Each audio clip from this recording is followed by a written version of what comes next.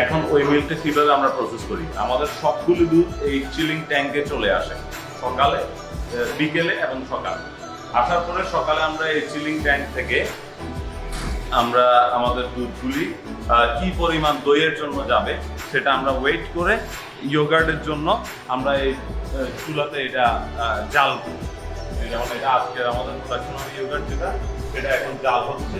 এই জাল দেওয়ার পরে আমরা এটাতে কালচার অ্যাড করবো। কালচার অ্যাড করে এই যে আমাদের বাটিগুলি সাজানো আছে, ঠিক এগুলি সব আপনার স্যানিটাইজ করা হয়েছে। দেন এই বাটিগুলিতে আমাদের ইয়োগার্টগুলি আমরা সাজাবো।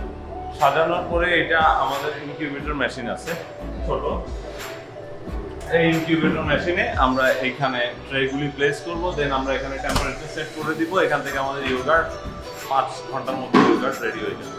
ইয়োগার্টটা রেডি হওয়ার পরে আমরা এটাকে চিলিং করতে হবে। এটাকে আমরা চিলিং করবো আমাদের এই ফ্রিজগুলোতে, এখানে চিলিং করব।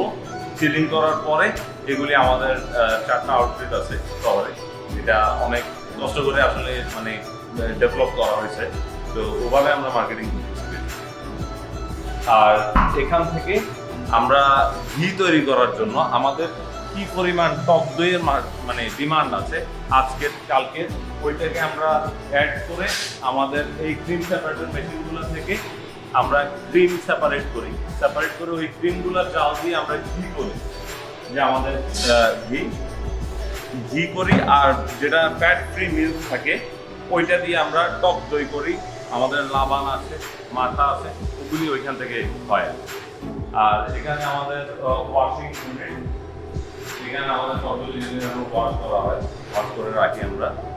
আর এটা একটা স্টোরেজ, এখানে স্টোর হয় এবং ফ্যাক্টরি, ফার্মের ফ্যাক্টরি থেকে যেগুলি প্রোডাকশন হয় ওইগুলির একটা ছোটোখাটো হিসাব নিকাশ হয়। এভাবে আসলে চেষ্টা করতেছি আর কি, কারণ byproduct is very important.